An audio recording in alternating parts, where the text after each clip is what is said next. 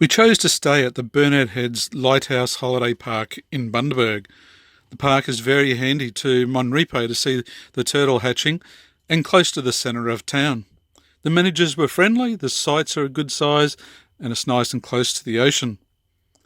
The amenities and facilities are a bit tired, but they work and they're clean. The camp kitchen is good with barbecues, microwave, frying pan and other features ideal for cooking. A tennis court is also available on site, however there is no pool.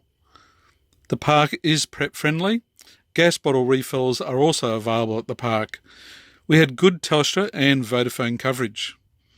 Recently, Bundaberg has seen new distilleries opening, joining Australia's favourite rum and using Bundaberg as its base of manufacture.